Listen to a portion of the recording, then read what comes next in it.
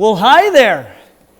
This is a reticulated python, which is, in most ways, basically the perfect pet snake, with one small problem, just being that this snake is 22 feet long, weighs 200 plus pounds, and it eats small farm animals, which sometimes is not ideal as a keeper. Whoop, there's a little more snake back here. And so I never considered a reticulated python myself. That said, I have 4 of them today, and none of them will ever be anywhere near the size of this absolutely epic snake.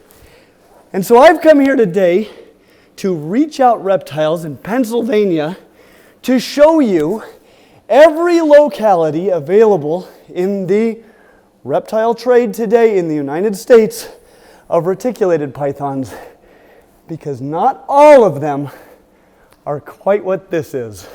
And this right here is Garrett Hartle, one of the absolute pioneers of the smaller locality reticulated pythons, and the one who first introduced me to the fact that there even were dwarf and super dwarf reticulated pythons. Thank you so much for having me here. No, for sure.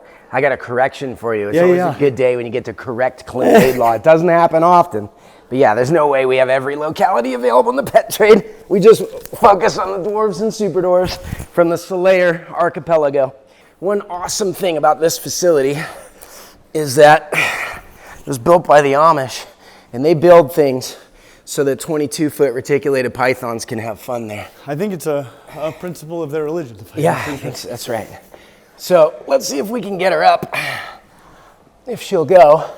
This is something we do with her on a pretty regular basis. Come here, baby. It's right there. You want to go up today? She's a bit like the 800-pound gorilla. Come on. You don't want to fight gravity? You're making us do it. Come on. It's your turn. Let's go. This is the small problem, Clint, with a standard-sized reticulated python. Come on, girl. Cooperation requires a lot of sweat equity. Can you push that coil? She's almost found it. Right there. There you go. Tell you what, all that weight is really helpful once she starts using it in your favor, because it's like pure muscle. This is actually how we maintain her shape, if you notice. She's very vertically oriented. She doesn't squish down because she gets out and gets a lot of exercise. In my opinion, this is one of the things that is the most impressive thing about a reticulated python, as opposed to, say, an anaconda that floats around, is that reticulated pythons just completely ignore that gravity exists and goes wherever the heck they want. So this is actually, as you said before, you don't have every locality of the giant mainland retics. Right. However, this is a giant mainland reticulated python. If you get especially a female reticulated python, generally speaking, this is what you're getting. Well, this is not necessarily any particular specific locality that was giant. She is a giant, but she was just a product of kind of the morph game. I think we're her 4th or 5th owner.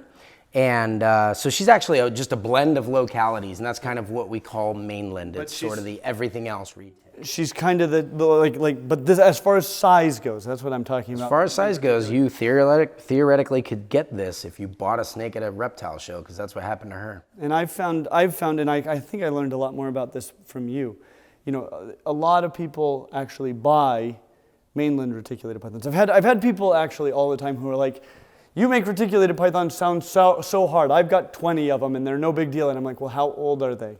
Right. And they're like, well, they're 2. I'm like, well, come back to me when they're 15. She's not 2. Yeah. But the reality is, and this is a tragic reality, most people's reticulated pythons never get this old, because there are really only so many people who are willing to accept a giant snake like this, and a lot of them end up being euthanized. It's a lot. I think people get excited. I know when I was young, I always wanted to have this. This was like the bucket list species. It would be like having a pet Komodo dragon.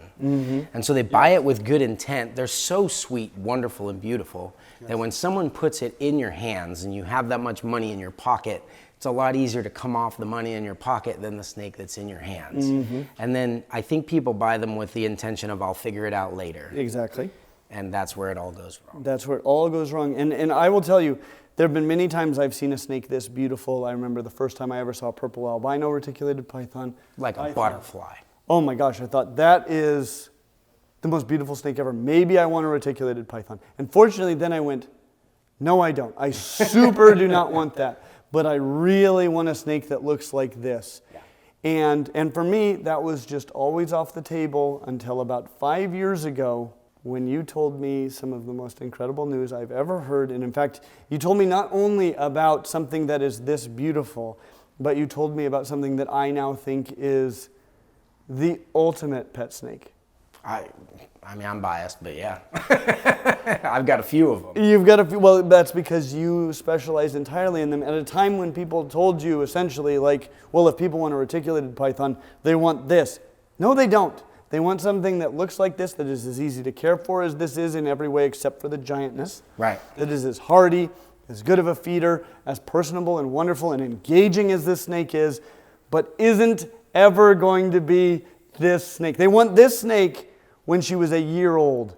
They don't want this snake. The way I always put it is like, I think elephants are incredible. But even if I offered you an albino piebald elephant, I would hope that you would turn that down, realizing that you don't have 47 cantaloupe a day to feed it or whatever. You know what I mean? So what if, though, you could get something as amazing as an African elephant the size of a Jack Russell Terrier?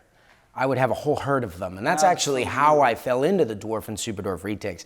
I think part of the allure of the reticulated python was the size and majesty of it. But then once you have had to feed it, clean it, build custom cages. Just move it anywhere. Move it anywhere. I mean, like, we dread when she pees in her water and we need to go clean that sucker out. Just is the reality that you don't want this snake. And that's what happened to the prior 4 owners of her. And I'll tell you, the last owner before me was the guy who was responsible, Rob, that did all of our breeding and stuff downstairs. He built out half of his garage for her. Yes. And it still became impractical over time.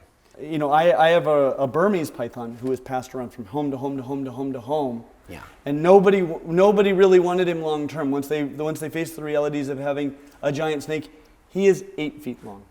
Yeah. How long is this snake? Oh, she's 21 feet 8 inches, last measurement. There is one species of snake that is ever verified to have eaten a person. I don't think in captivity it's ever happened, but this is the one, and looking at her, it's not shocking why. This is an incredible pet snake, but not at this size. So now, if you don't mind, will you take me on a tour of the Selayer archipelago and show me what alternatives there are for people who want everything about this snake except for the unmanageable and actually dangerous size of this snake? Yeah, well, and I love that. So a little setup for what we're about to see, I guess, if you want to do that. We'll show you every pure locality as we've maintained them without altering them from the wild. So I think it's important for people to realize that dwarf reticulated python is not a mutation that's bred for in captivity, like a miniature poodle or something like that. These are naturally occurring races. And the super dwarf and dwarf reticulated python trade, if you will, as far as like shrinking things down and making this snake, which is a morph, by the way, this is a platinum, more accessible to other people, is all about taking those naturally occurring smaller races and selectively breeding for size. So you get a 3-dimensional effect. So I'm going to show you not only every pure dwarf and super dwarf locality, but I think it's important for people to realize that these localities are the beginning of breeding in a 3rd dimension now, not just color, not just pattern, but also customizable size. And being able to have that customizable size option, I think, is what allows people to have a plan for the life of the animal. You don't start with what snake can I afford and figure it out later. you start with how do I want to house this animal and buy appropriately. And that, I think, is a pretty exciting proposition. 100%. Thank you for changing my world. Let's go. This message is sponsored by our friends at Raycon. It's Raycon's anniversary. To celebrate, their essential open earbuds are now 30% off. We're really excited about these. They're sleek, lightweight, and they make even the busiest days feel just a little smoother.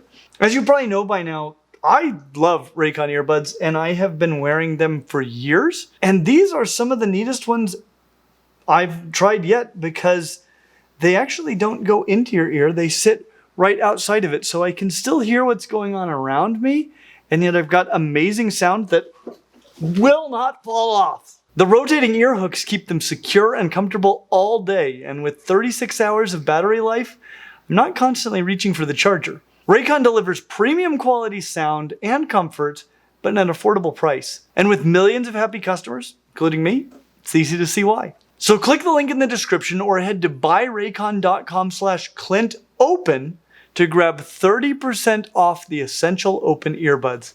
That's buyraycon.com/ClintOpen. If you've been looking for earbuds that fit seamlessly into your day, but not necessarily into your ears, this is the time to try them. Thanks again to Raycon for sponsoring this video and making awesome products that we love. And thanks to you, our fans, for supporting our channel. Now back to the video. So now that we've seen really how big reticulated pythons can be, and actually usually are if you're getting a female of the mainland localities of reticulated pythons, I want to start talking now about the dwarf and super dwarf localities. And I want to point out one easy misconception to fall into. A lot of times, traits that are incomplete dominant morphs, or kind of rarer mutations that are often found in the wild and then selectively bred for in captivity. If they're incomplete dominant, and if you don't know what I mean by that, we have actually a whole series of videos to inform you all about genetics. But if they're incomplete dominant, often it's referred to as, well, like a morph, like say lesser in ball pythons, and then super lesser when you have a homozygous individual. And so when you hear about dwarf and super dwarf reticulated pythons, it can give you the idea that there is some morph called dwarf in reticulated pythons, and if you get 2 copies of it, a homozygote, they are super dwarfs. But that is not at all what is going on here. What is going on here is actually something called insular dwarfism, and we just released a video about this a few months ago. But these are an example of animals that have become smaller because they live on small islands. And depending on the size of the island and how far away it is from the mainland, it has a lot to do with exactly how small are we talking. And so the larger localities we tend to call dwarfs, and the smallest of the localities we tend to call super dwarfs. Okay, so these are just localities, and the reality is there really aren't just 3 sizes. It's not the full size, the dwarf, and the super dwarf. Every island is different, and males different from females, and nobody understands these island localities better than Garrett. And so I want to turn over the time for him to introduce us to all of these localities. Awesome. Yeah, I love it. You know, it's funny, as like exclusively dwarf and super dwarf breeder up until the point I fell in love with house snakes a few years ago. I don't think anyone hated those terms more than me. It causes so much confusion, so thank you for clearing that up. Yes. You know, I always thought, like, if you knew the localities and you learned the attributes of them, those words are not necessary anymore. It's only if you're shopping while simultaneously trying to be ignorant that you would rely on such a label, right? Yes, Much better to talk to a breeder and say, have you been intentionally watching the size of these bloodlines, and can you give me some you know, guarantees on size, or at least estimates of adult sizes, you know, based on your experience? I'll mention that you have sent 2 reticulated pythons to me that have reached adulthood. 3 total, but 2 that are adults. Yeah. And you told me how big they would be as adults, and you were exactly correct. Good. We work pretty hard on that. So I want to start with, and this is actually not a locality pure animal at all. It's a beautiful morph called a titanium, and has nothing to do with this girl. except I wanted to show a visual representation of size. So this would be the largest of the dwarf and superdwarf localities. When you hold them, they like to poop and pee on you a lot. There's a big one. Selayers, more than most localities, except maybe for Tombalongans, to which they are very closely related, very much enjoy emptying themselves out when you hold them. With the least bit of excitement. The Selayers are actually the closest island to mainland Sulawesi and the largest island of the Selayer archipelago where these dwarf and superdwarfs come from. So they're unique, they're beautiful, they're a representation of the subspecies Saputrii. The one you are holding is a proven adult breeder female Selayer named Fin. Beautiful, gorgeous girl. The reason why I have her not out alone is because she's not a very good representation, honestly, of her species. See, something weird happened with Fin where her mother was a parthenogenic animal, and so there's a lot of uniqueness to her bloodline. One of them is like a little bit smaller size here. She's good. She's about 8.5, 9 feet, which is something that's worth mentioning. That's not a very big snake for about 8.5. That's something that is very different about reticulated pythons. Honestly, an 8-foot reticulated python is the size of a large ball python. Yeah, exactly. By weight, if you're talking about an 8-foot retics, usually about 3,000, 3,500 grams, and that's about the size of a big breeder ball python. That is a Selayer. Now, this girl here is totally unrelated and crossed into mainlands, but this is actually the biggest snake I have here at Reach Out Reptiles that isn't Karma. Okay, so I brought her out because she's about 13 feet. And that is going to be the typical size range for an adult Selayer is going to be somewhere from 9 to 13 feet. And they can get a little smaller if you're probably not feeding them necessarily right. And I've seen some wild caught imports that come in a little bit smaller. And they could probably get a little bit bigger if they were a little bit unhealthy on the overfed size. But 9 to 13 feet is when you get what you're going to get. That's a big range, obviously, from that to this. A lot of variability, but that's what you tend to get from large island localities. They're not as zeroed in terms of size or even looks. The Selayers vary greatly. In fact, unfortunately, the most popular bloodline of Selayers in the US, I think, is probably the least interesting looking. This is a much better looking bloodline. I just want to add one thing just for people who can't see it clearly. This is you said a 13-foot reticulated python. Yeah. The girth on her is really, really comparable to about an 8-foot boa. 8 to 9 foot boa is going to have about the same girth as this 13-foot reticulated python. Because reticulated pythons are long and skinny, that's why they're the longest snakes in the world, but not the heaviest snakes in the world. Right. Yeah, and that's one thing to think about with size and stuff. So that's what we have for size. But let's go ahead and get a look at this girl and see what it is that actually makes her a Selayer. Okay, so some of the things that are awesome about the Selayers, first of all, they're one of the most genetically distinct of the reticulated pythons. There's 3 subspecies. Okay, one of them is Malaya python reticulatus reticulatus. That's what we call mainlands. If there's any term worse than dwarf and superdwarf, it's mainlands, because it's a catch-all and they're not even all from a mainland. But that's Reticulatus reticulatus. This is the most unique of the 3 subspecies we have genetically, and that is Saputrii. There are 2 localities that are likely in Saputrii, although they weren't necessarily in that study. It's just kind of obvious that they are. One is the Selayers, and the other was their smaller brother, that is the Tombalongans. So with the Selayers, one of the things that you get is this big, chunky head. So their morphology is quite different. There she is. Big, wide head, short nose, proportionally large eyes. You were commenting the size of Karma's eyes are about the same size as her eyes. Yeah, and it's really interesting.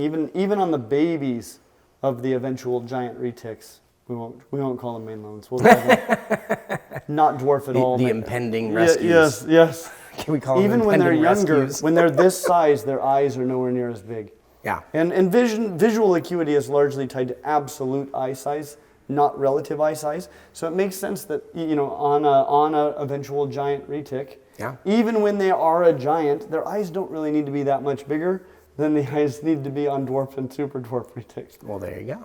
Very cool.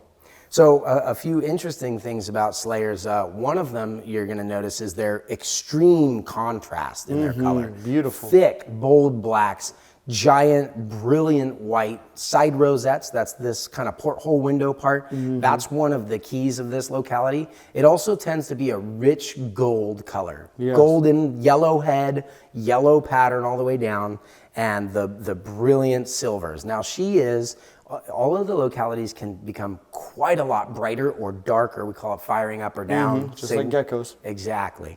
And that affects the underlying base colors. So these little silvery areas on the side you can see are like a dark charcoal gray right now.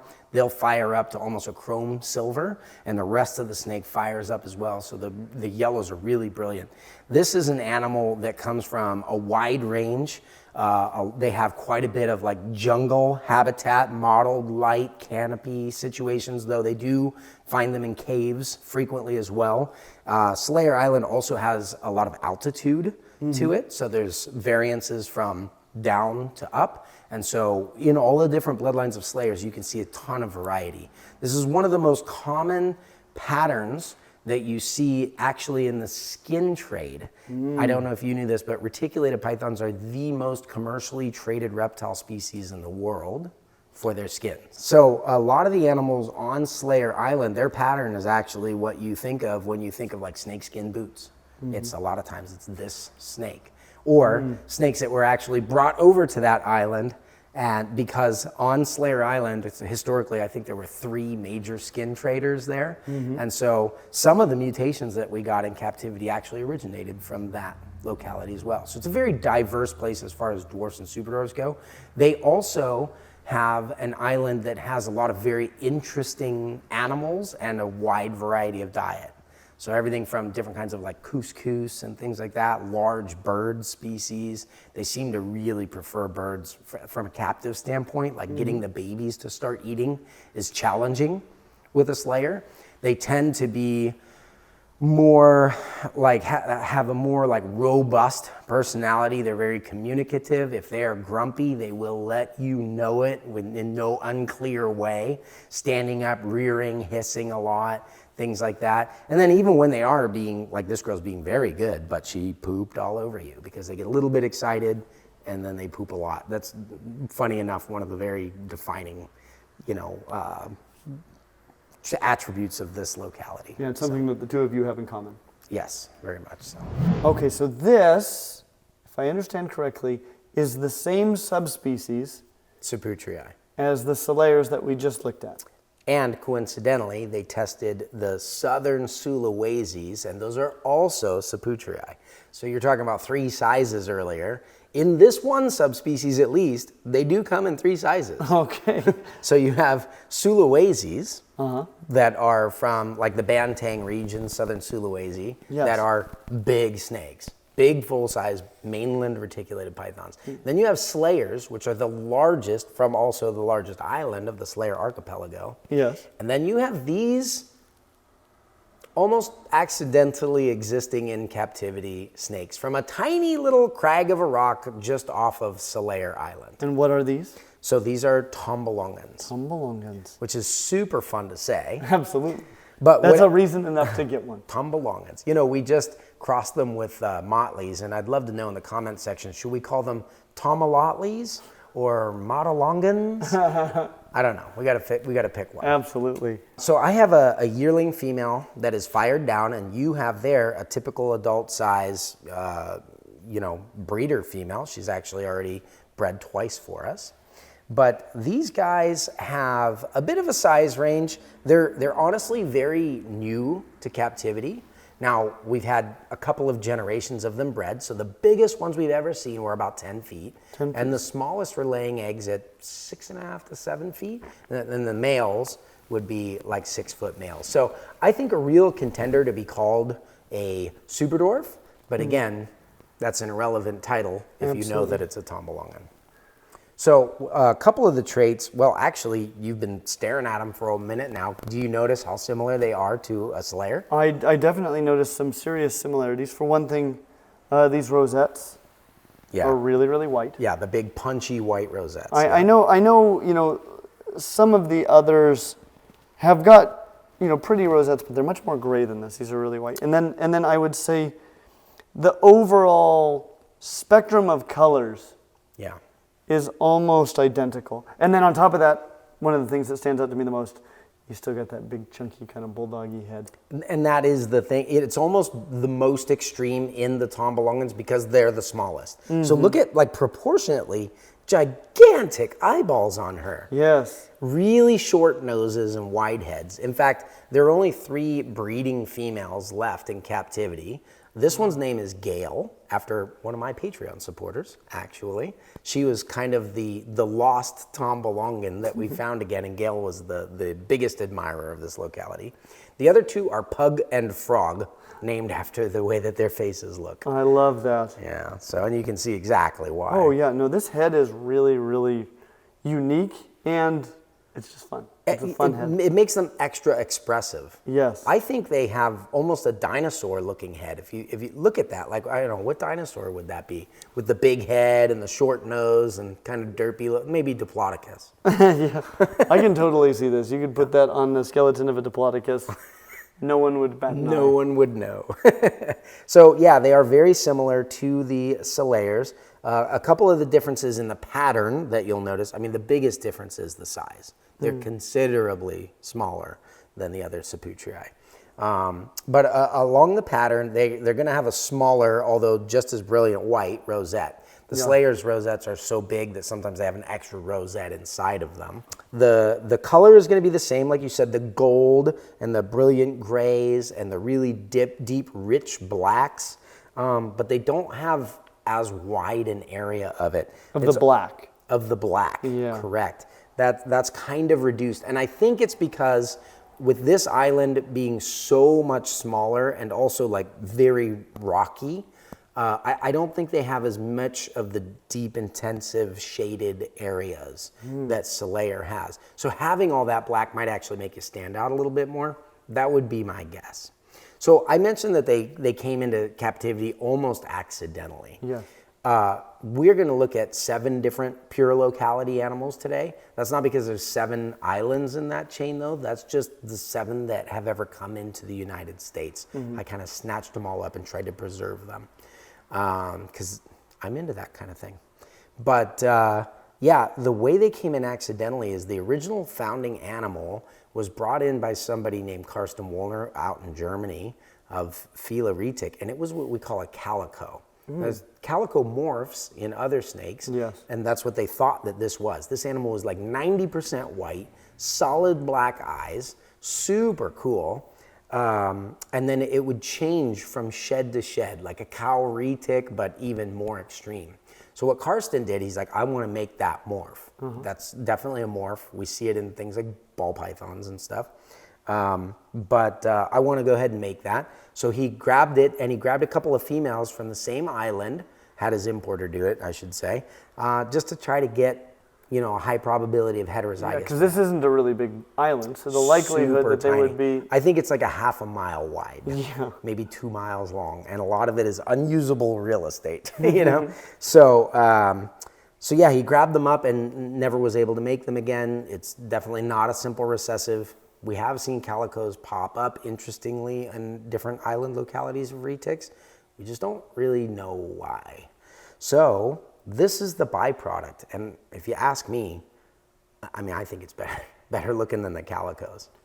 It is amazing. It is a gloriously beautiful snake and a really great size. It just goes to show, too, that the size of the snake maybe has more to do with the size of the island than it does about how they're related to others, because these might be the closest relatives of the largest in this island chain. Yeah, exactly. And that's a pretty good size adult breeder female there. I mean, she's one of the first U.S. captive bred and born. Now, these are all the way down to just 3 breeding adults in the United States. Females, right? Yeah, super, super small. 3 females. Also, well, there's more than 3 males, but I have 3 males. And however, in Europe, there are quite a few more of them because that's where they originated with Karsten out there in Germany, but exceptionally rare here in the United States. And we can never import any more of them because reticulated pythons were placed in the Lacey Act without regard to subspecies locality or anything like that. So yeah, you have this gorgeous, landlocked, phenomenal looking little retic, but super expressive, very cute, probably among the most distinctive and unique of all the localities. So very cool as pures. And then I think because they are quite distantly related to the other dwarf and super dwarfs and also to mainland retics where a lot of the morphs come from, when you're crossing these to make morphs and mutations, which isn't something we talked too much about in this video, but you know, like if I blend, say, Calatoa into something at 50%, it makes a pretty good difference. At 25, not so much. But if you have something that's like 6.25% Tombalongan or Selayer, for that matter, you can see it from a mile away. So they really hang on to those chunky heads and ancestral traits and things like that.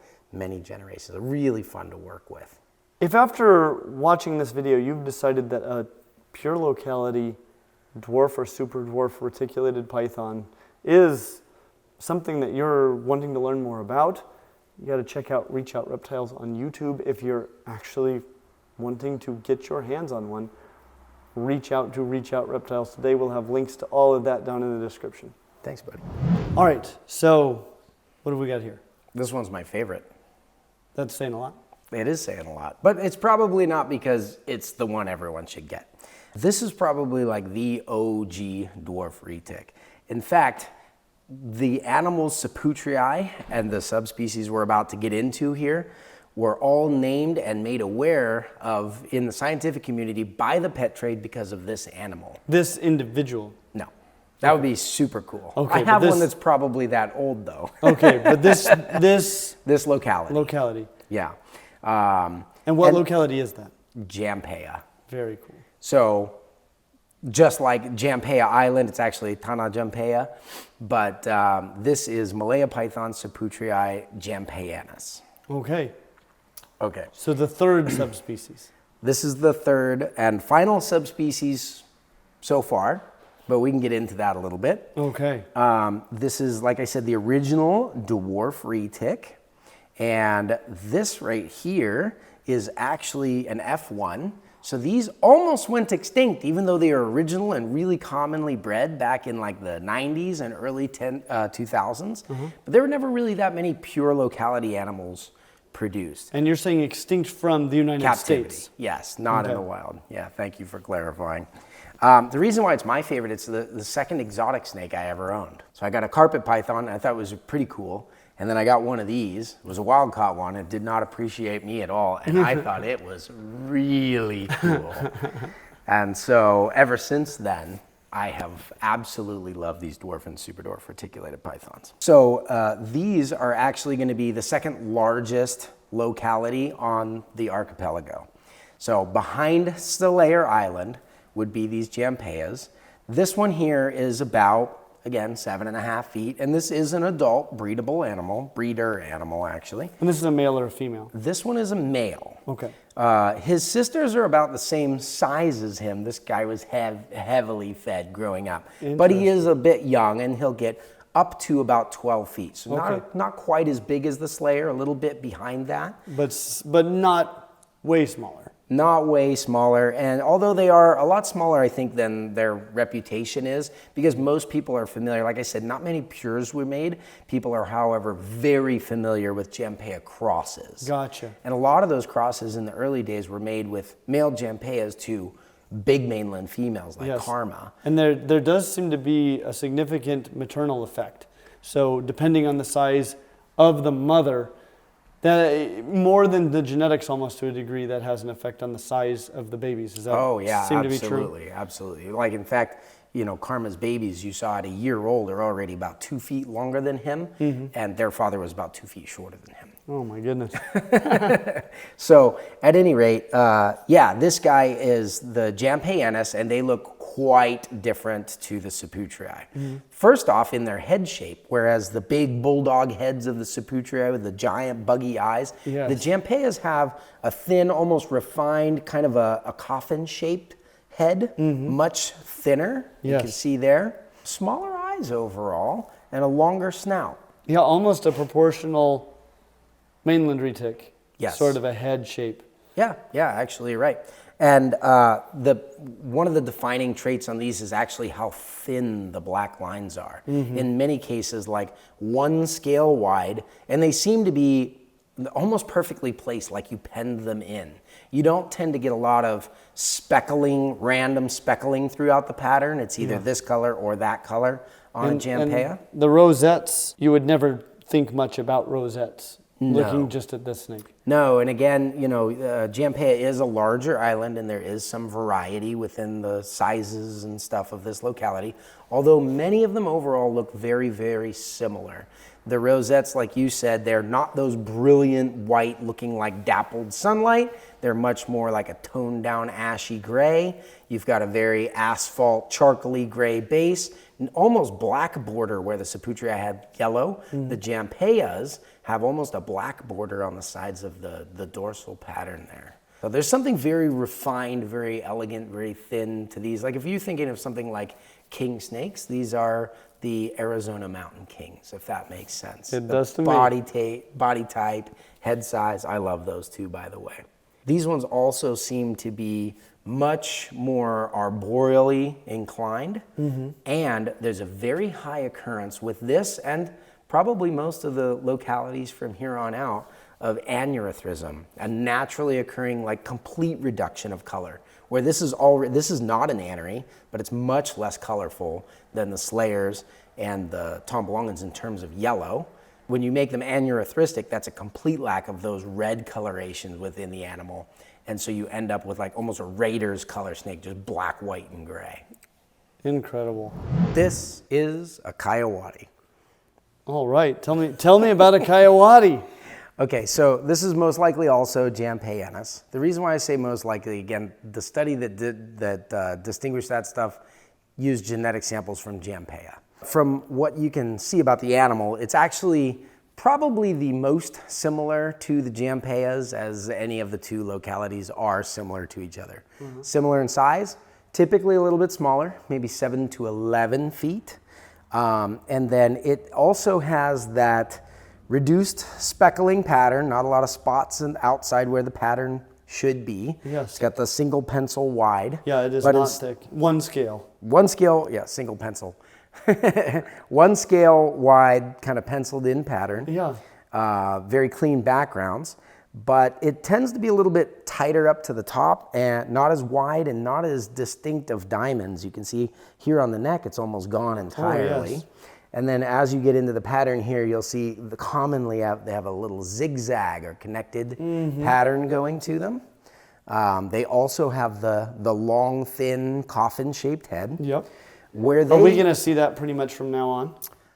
Yeah, for the most part. But when you get into the real deal super dwarves, they get a little bit cuter heads, I guess. Not so chunky, just dainty. But that real big bulldog head. That's only the Saputria. Okay, and that seems to be the thing that most distinguishes between the three subspecies as we understand them. Right. Yeah. Currently. And so the difference, the other difference that you'll find in a Kayuadi is a Jampea, other than the smaller size, slightly different patterns, is the color base. So this one is actually het for aneurysm, a trait that we also find in the Jampea. Whereas the Jamps are typically more of like a golden honey yellow or the Raiders colored anery. Yeah. These ones tend to be a rich, deeper, like a brick red. Or in the het anery, that even in its heterozygous form, you can see a reduction of red to where it's almost a greenish. You see a little bit of a greenish tone to them, like an olivey type of color. So they'll either be like brick red or kind of an olivey where it's like half removed the red, or aneurystic where it's all silver again. This is amazing. So yeah, this seems to be the lowest pattern of any reticulated python I've ever seen in person. That is a wild type. Yeah, so they do have a higher saddle count. So they have like more occurrence of the pattern, but it's so reduced that it's mostly just that basal color. These ones also seem to be quite a bit more active and more arboreal tendencies too. So I don't know if they're preying mainly on birds. I know that they lack a lot of the larger mammalian prey species that Jampea has. In fact, Kayuadi is actually a a national park in Indonesia and a very popular bird watching spot. And that's how a lot of these were imported. In fact, a lot of the original super dwarfs that came in, the locality data was withheld or they were all mixed up. And so that would be something we would just refer to as like old school super dwarfs. They were from this island or maybe the 3 smaller ones, but probably a combination of, or we don't know which ones. And so rather than assign locality data by guessing, we're just like, we'll use the cheap marketing term on those ones, right? But these guys were actually brought over by Cameron from Bushmaster as the first actual documented locality super dwarfs. Really? Yeah. And in my opinion, honestly, these are extremely overlooked. So they're much more colorful than the 3 real deal super dwarfs that we'll get into here in a moment. They are still very small size, but not that small. I mean, this is kind of a Clint good sized snake. Oh yeah, no, this is like the perfect size snake in my opinion. Yeah, and up to 11 feet. This is kind of an average size female. It can be a little smaller, a little bit bigger. And even 11 feet to me is still in that range Pretty of the ideal size. Not for a boa, but 11 feet gets you a little closer to the mass of an 8-foot boa. Yes. And so yeah, this is really special. And that's actually one thing I hope we talk about a little bit more as time goes on. You know, generally speaking, what you're interested in isn't, I want a super dwarf or I want a dwarf. It's what size do I want it to be? Right. And that's where your sort of expertise comes in really handy. I know you're one of the few people that it's actually really difficult to buy a snake from you unless they actually reach out to you. Yeah. Hence, Reach Out Reptiles. Yeah, exactly. Because you want to make sure they get exactly what they actually want. Right. And you want to make sure they know what they're getting. Well, to your point, one of the most common things I hear all the time is someone will say, listen, I'm very comfortable with ball pythons. I have a lot of them. I'd like to get something a little bit bigger, maybe like a 6-foot snake. Yes. And I have to tell them like a 6-foot retic is actually quite a bit smaller than, I mean, that's even a little smaller than your average, say, breeder females, you know, ball python. Where, like you said, maybe 8 feet is comparable to a bigger female ball python. So if you want to step up 8 to 10 foot, that's your range. And guess what? That's a Kayuadi. Yep. You know, so for all of the pure localities, this tends to be, at least right now, the most affordable one, the most common, the most reliable when it comes to locality information. There's plenty of it, lots of them. Good genetic diversity, lots of coloration, lots of variation within them, and a really nice small size. So as a pure locality animal, it's pretty hard to find a better pet super dwarf than a pure Kayuadi. Well, that's incredible. It does seem like they check all the boxes. Yeah. So this, if I understand correctly, is the creme de la creme. It's the creme de la creme as in like the industry standard. Okay. I wouldn't say that this is the best of his locality I've ever seen.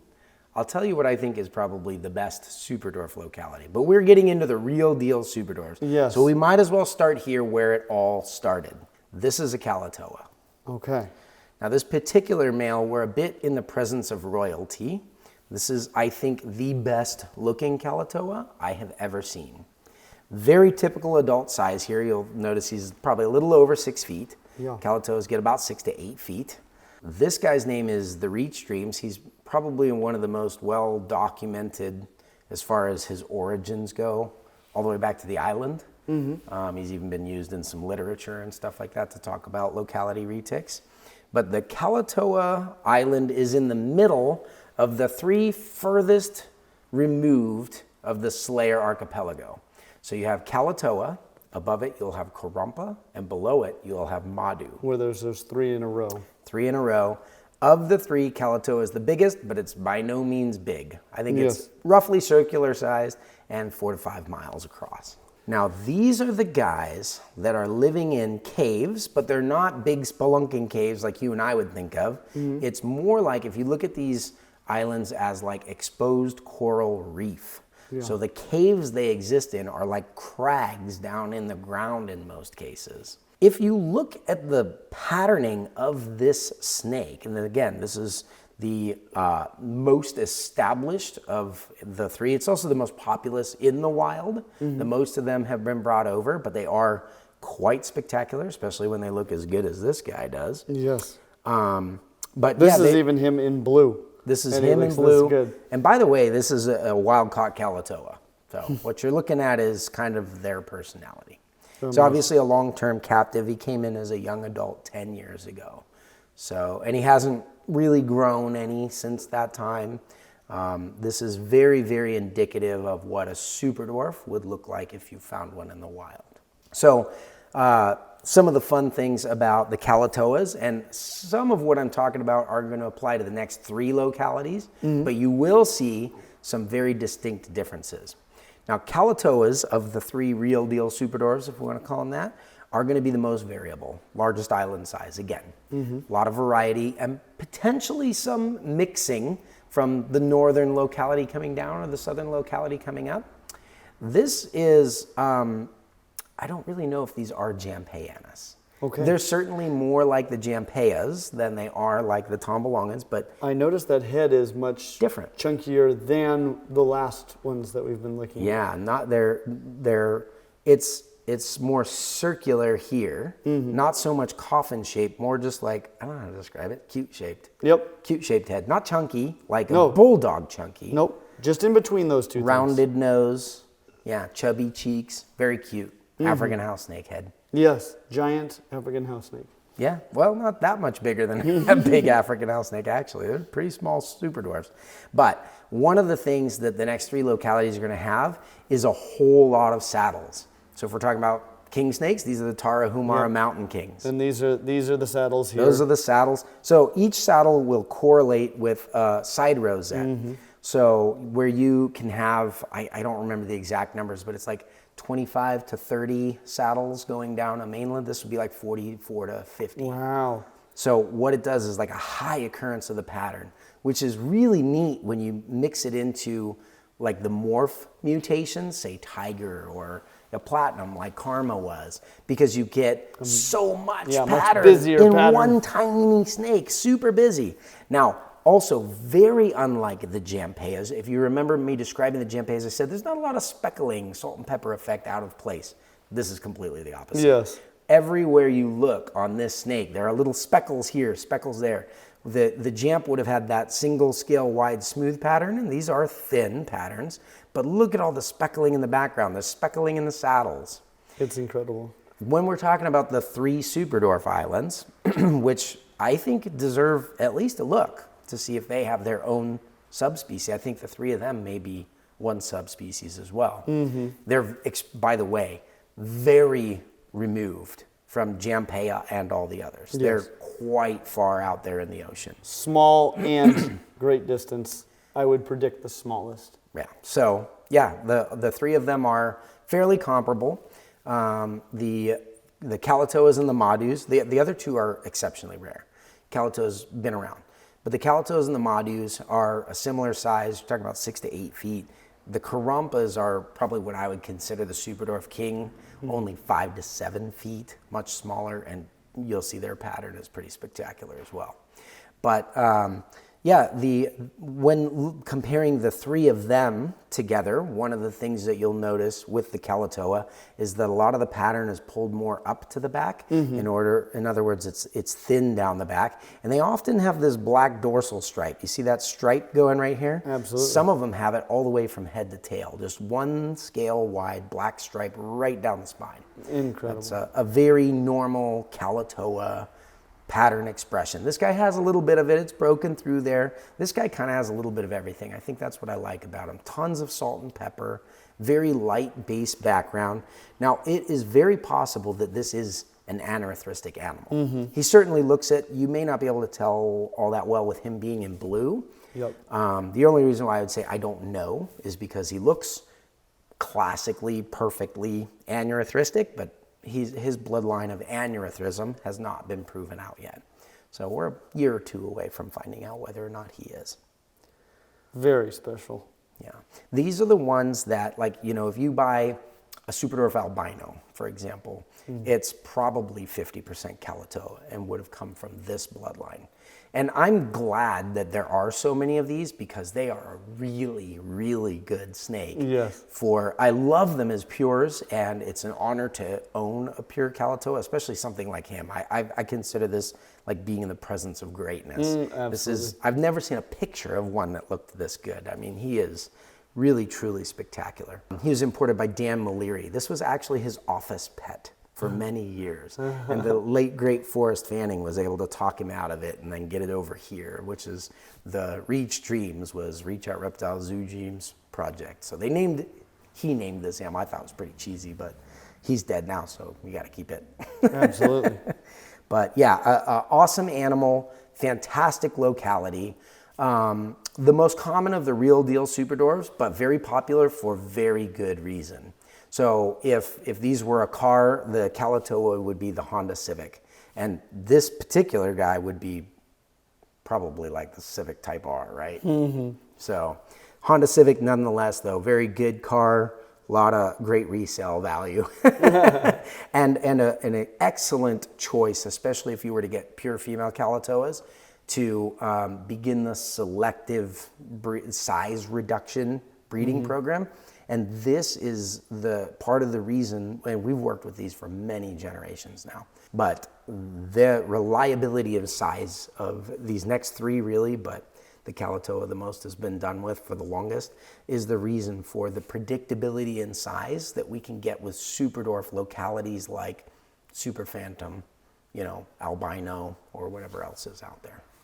How cool is it that that's a wild caught reticulated python? And acting just like my highly socialized captive bred just hanging super out. dwarfs. It's more a matter of like the understanding that he has that you're not here to hurt him, which is something that he learned pretty quickly with us being communicative to them, and the high level of confidence. So a lot of babies aren't as confident, but they begin to gain that over time. This is an old dude. He's been around the block a few times. He's had a few YouTubers hang on to him before he knows what's up. All right, this is an adult. No. Well, actually, yeah, it's about a 3.5-year-old adult. So if it was male, they'd be breeding at this size. But it's got some growing to do. This is a tiny snake. Well, especially considering it's 3.5 years old. Yes. So, yeah. Because, you just showed me a 1-year-old mainland that is, 8 feet long? And could probably swallow this without leaving a lump. Oh, absolutely. Yeah. And so this is 3.5 years old, male or female? This is a female. So we'll try to breed her this fall, actually. She needs a little bit of bulking up to do. So she's a young adult female. But need a little bit more size probably before she lays. I would say this one's a little under 1,000 grams. So our record for the smallest super dwarf that ever laid eggs was about 875 grams. It's about this size. Yeah, which is pretty incredible. And this is a Madu. This is a Madu. So this one is not meant to be representative of the size that they get, but it's very similar to Calatoas. Okay. So the Reach Dreams Calatoa male that I brought out was about 6 feet. We said they get 6 to 8. Females of both of these localities tend to be a little bit bigger, 7 to 8 feet, right? Males 6-ish, maybe 7. Yeah. However, this animal looks quite a bit different, I think, than the Calatoa does. It has a lot of similarities in the high saddle count and the cute-shaped head with the chubbier cheeks. However, instead of the super peppery I was look, gonna say not the salt and pepper. Madus tend to be very clean. It's kind of funny, when these were originally imported, that actual island name was translated from one of the native languages, and they were called Honey Island animals. And so a lot of the honey super dwarfs, people were referring to the golden color, which you can see just a little bit there. I can see that. Underneath Look at the that. sides. Yes. Yeah, bright gold shining through. This one again is a het aneurystic, so that color is going to be toned down.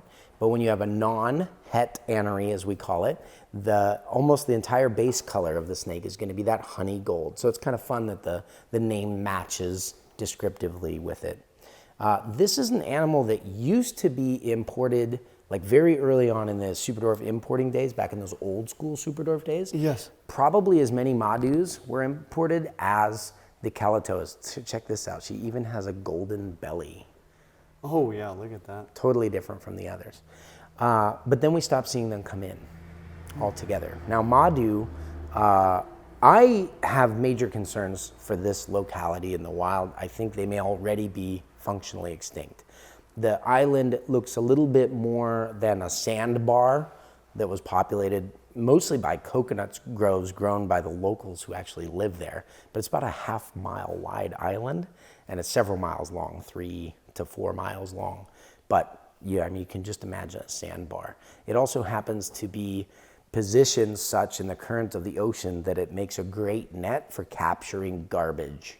Oh. And so this guy's island looks like a garbage-ridden beach with some coconuts. So not a lot of natural habitat. In fact, some of my friends who have visited the islands asked the natives about the snakes that were there and where they could be found. And people who had lived there, hi, her name is Poodoo, and she just looks very Poodoo-ish right now. The locals that he was asking about said, I've lived on this island my entire life. I've never seen a snake here. Wow. And there's not a lot of good hiding places for them. Yes. So they do, as far as I know, still currently exist on the island, but no recent imports. And by recent, with reticulated pythons, I'm talking 10 to 15 years ago. Yes. Have really been made. So scary to think about. They're a very special animal. One of the coolest things about the Madus, when they have that anery occurrence, they have a very blue-gray base, almost like a blue-eye house snake. Wow. And so when they would fire up, kind of like the Reach Dreams male was, you get a sky blue colored snake. That's incredible. And in the non-aerial form, they're a brilliant honey gold. Yes. So it's awesome, the variability.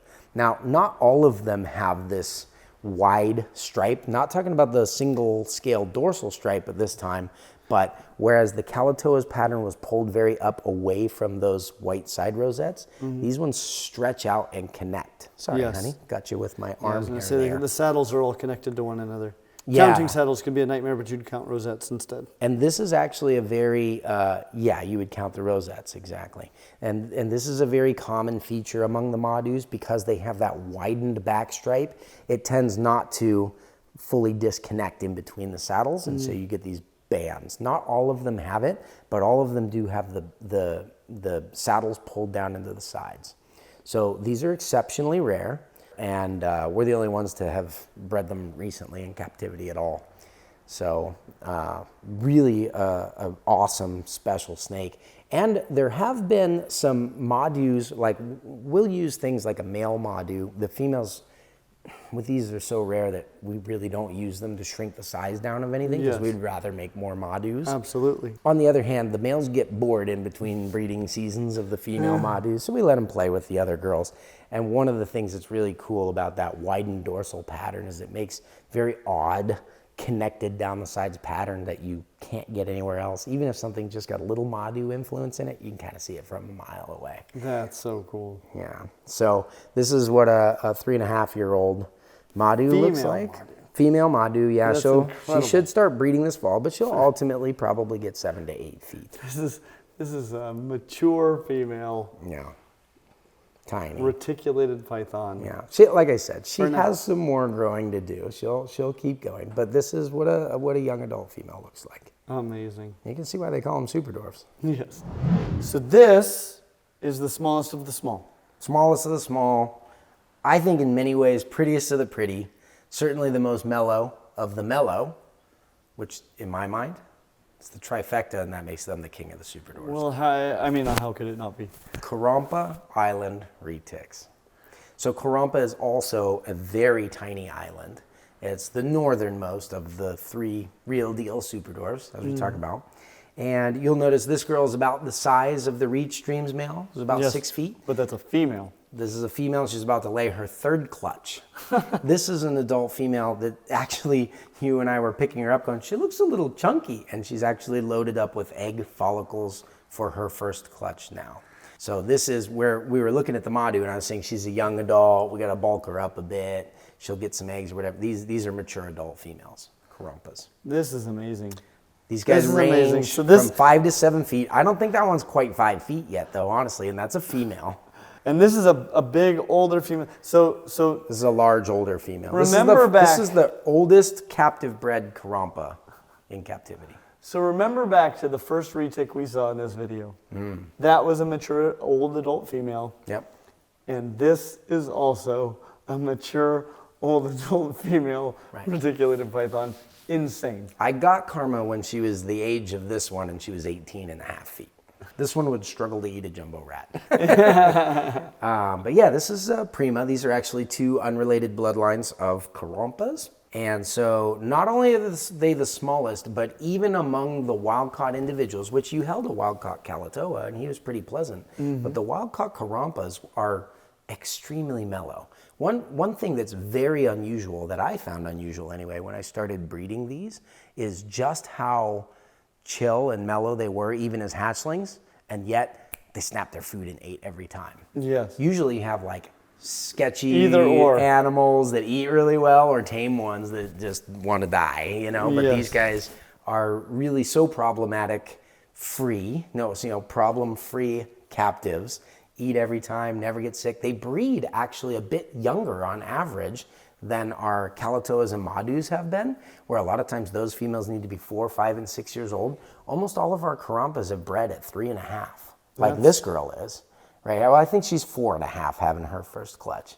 So, but yeah, so they're really fun. Honestly, this is a locality that, to be perfectly honest with you, I got it to kind of finish out the collection. I was like, I want the whole Selayer archipelago. I'm a little bit obsessive when I get into things. So I'm like, I want to do dwarf and super dwarf retics. I decided to do all of them. But from the time I learned about these to the time I actually got one was over a decade. Wow. They were very rarely imported to the US. In fact, the entire basis of the breeding population got all the way down to 5 adults. We're the first ones to have ever bred them in captivity, and we were the only ones until just this year, when people who had bought this generation of animal were able to have success of their own. So I'm very actually excited about that, because it's cool to see them go into the F2 and hopefully soon the F3 generation. Captive bred, and see how they work. But not much has changed with these from the wild caught. They look very much like the wild caught Kurumpas do. There are lines of aneurysm in these, which we are lucky enough to have in captivity. So these are exceptionally rare. And then if you think about having a naturally occurring recessive genetic mutation, it's kind of ridiculous. So we have gone from the most common and the largest to the rarest and the smallest of all of the reticulated pythons. Garrett, thank you so much for having me here to Reach Out Reptiles. Thank you for inviting me to Retic Fest. I've loved my experience here. Thank you to all of you that support us on Patreon for making this possible. If you'd like to see us make more content like this, or just see the awesome features we have for our patrons, please consider checking it out. And as always, like and subscribe. We hope to see you real soon. We'll catch you next time. So this would be the largest of the dwarf and super dwarf localities. Awesome Patreon content. Can we get some paper towels over here? This is the best thing about the dwarf and super dwarf retics. Actually, what you're seeing, you need to get some of this on camera, because this is one of the defining traits of a Selayer Island animal.